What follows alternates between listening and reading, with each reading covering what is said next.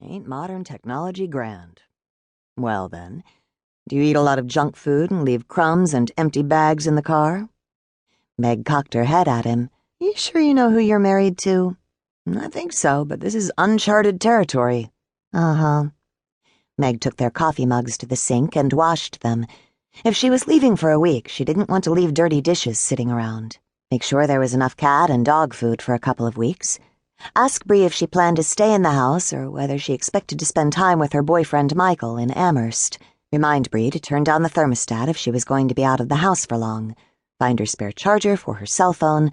Find her AAA card in case something went wrong on the road. Empty her wallet of seldom-used credit cards. No need to tempt fate. Meg? Seth's voice interrupted her mental merry-go-round. Yes? Relax. This is supposed to be fun. You aren't planning the invasion of Normandy. How many planes do you think I'll need? What about ammo supplies? You're kidding, aren't you? Seth asked. Of course I am, but you're right. I'm overthinking this. See? You do know me well.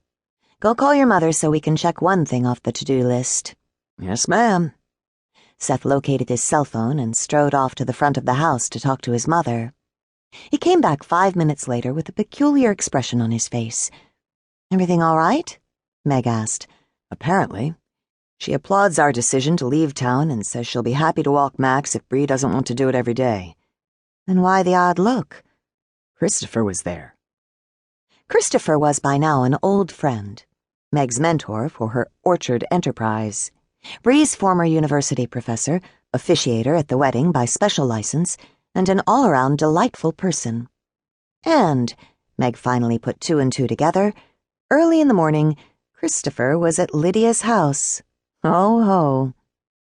Well, good for them. Okay, I know she's your mother, but they're both lovely people and both unattached, so why not? Tell me you're actually surprised. Seth was honest enough to look sheepish. No, I guess not. But I was doing my best not to think about it.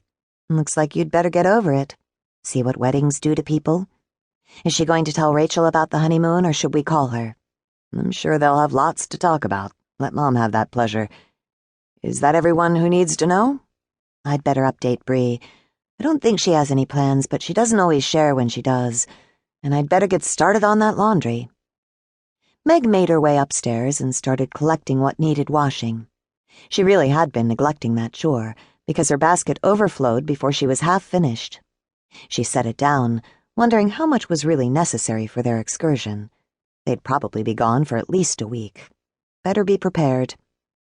But before she started the long trek to the basement, she went down the hall and rapped on Bree's door. Bree? The door opened quickly. You need something? Bree asked. I just wanted to fill you in on our brand new plans. We think we're leaving tomorrow morning, but it's still not clear how long we'll be gone. Probably at least a week, maybe longer. Seth talked to his mother and she says she can help out with Max if you're busy or if you just want a break.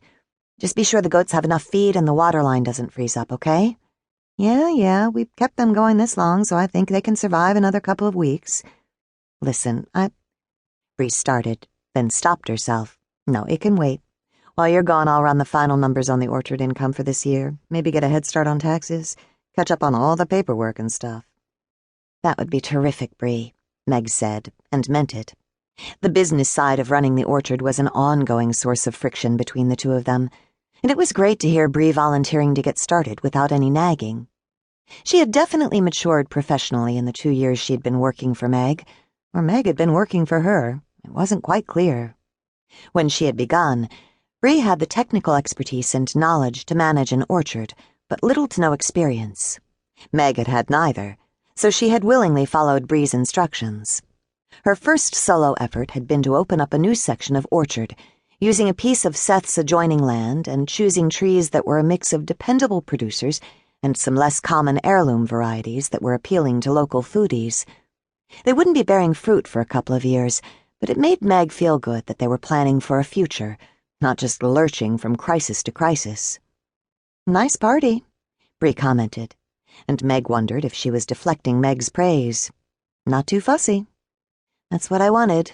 I could never see myself walking down the aisle in a poofy white dress, watched by a couple hundred of my parents' dearest friends who I'd never even met.